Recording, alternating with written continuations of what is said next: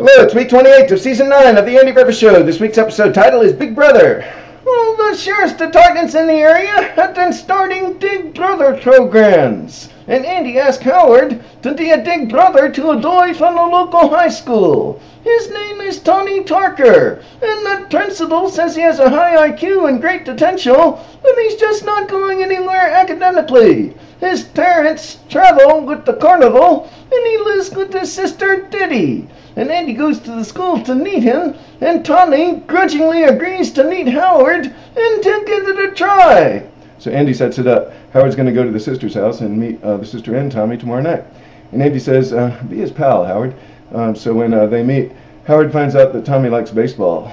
And Howard tries to say, oh yeah, I like baseball too. But it turns out he don't know anything about baseball, so it's an awkward start. And then Howard suggests that he and Tommy study together 3 nights a week, because Howard needs to study too, for a civil service exam.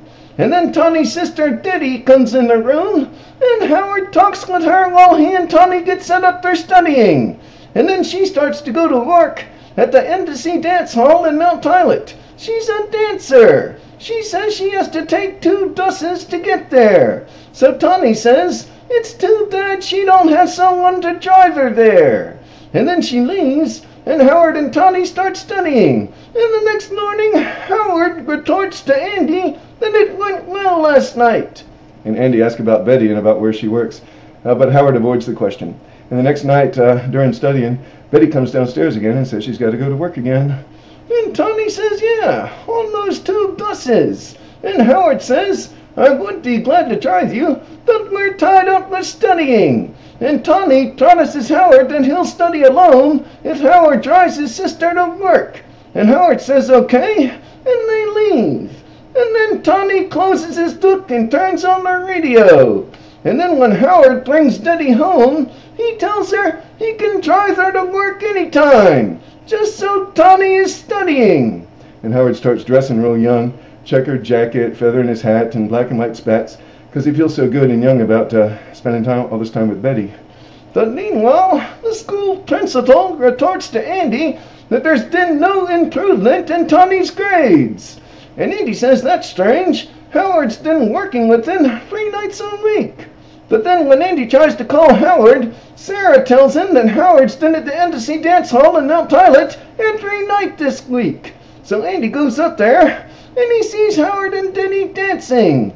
And then Howard wants to dance again, but Diddy says no. I've got to dance with other guys too. My boss gets mad if I dance with only one man.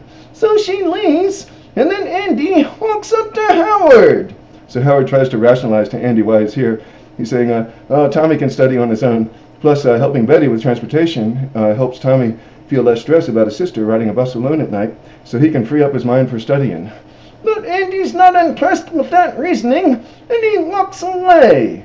And the next day, Tommy comes up to Andy. He heard about Andy coming to the dance hall and seeing Howard there with Diddy. And he tells Andy it's not Howard's fault. He conned Howard into taking Diddy to work so he could get out of studying. But then he saw how Howard lost sight of his goal of studying for the civil service exam, so now Tommy wants to study, so he won't lose sight of his goal of doing well in school and ending up like Howard.